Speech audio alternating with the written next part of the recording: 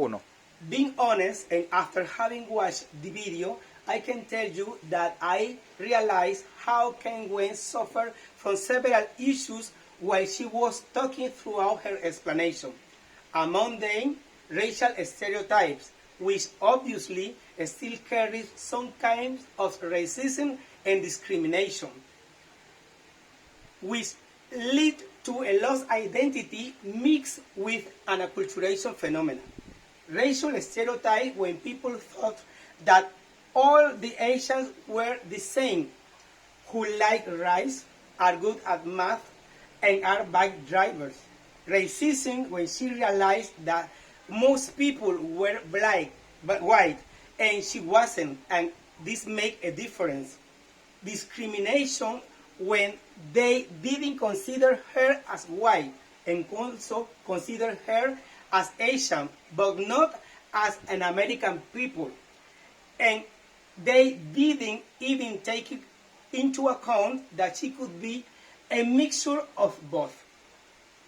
Loss of identity when at the age of 14, she received a video game and her design was a white family with a mansion and a huge swimming pool, showing that she was already losing part of her cultural identity and adopting other, and this is an acculturation phenomenon.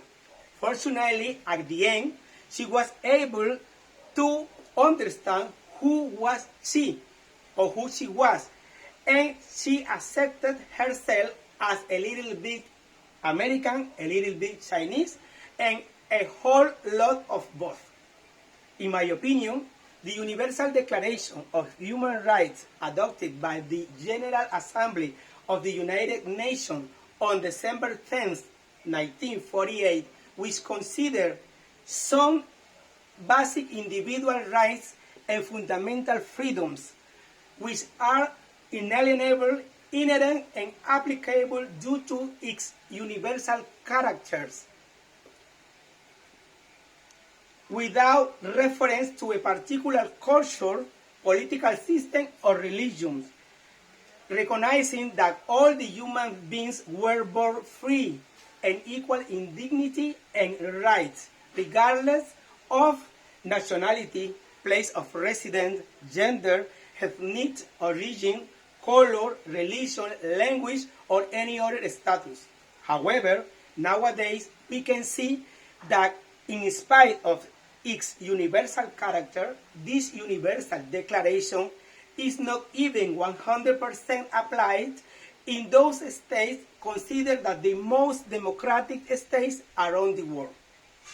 My advice to all people is that no matter our color, skin, nationality, language, religion, or any other status, we should feel proud of who we are and show it to the world, because in that way we are not only trying to project ourselves, but also our culture, regardless of where we live in.